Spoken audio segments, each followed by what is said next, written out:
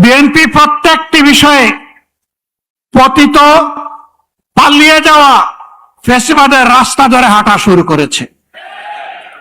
আমরা একসাথে মজলুম ছিলাম। বিনয়ের সাথে বলতে চাই, হাজার চেষ্টা করেন ওই আওয়ামী লীগ হতে পারবেন না, দুর্বল আওয়ামী লীগ হতে পারবেন।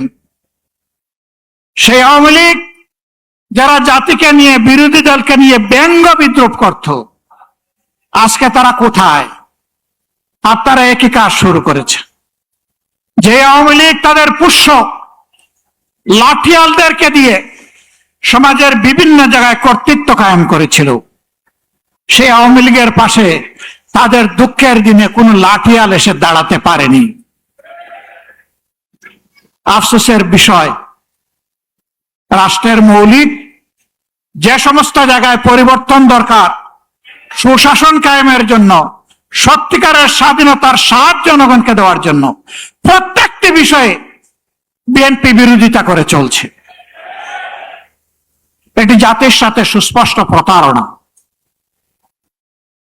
তারা তাদের দেওয়া 31 দফা কর্মসূচি সংস্কারের, তাদের ইশতেহার, এটারও তারা বিরোধিতা করছে। আমার মনে হয় তারা যে বিরোধিতা করছে এই জ্ঞানটাও বোধহয় তারা হারিয়ে ফেলেছে। প্রিয় বিএনপি, ভুলে যাবেন না, এই জুলাই না হলে এই মায়েদের, এই বাবাদের, এই ভাইদের, এই বোনদের সন্তান, স্বামী, ভাই, বোন জীবন না দিলে আজকে ক্ষমতার তক আপনারা এনজয় করতে পারতেন না। তক্তে বসে ভুলে গেছেন? আপনারা আগেই ভুলেছিলেন।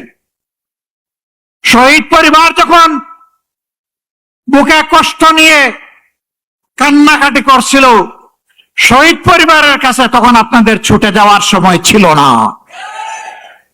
আপনারা 5 আগস্টের পর 7 আগস্ট পার্টি অফিসের সামনে দাঁড়িয়ে বললেন, আমাদেরকে নির্বাচন দাও, আমরা ক্ষমতায় বসতে চাই।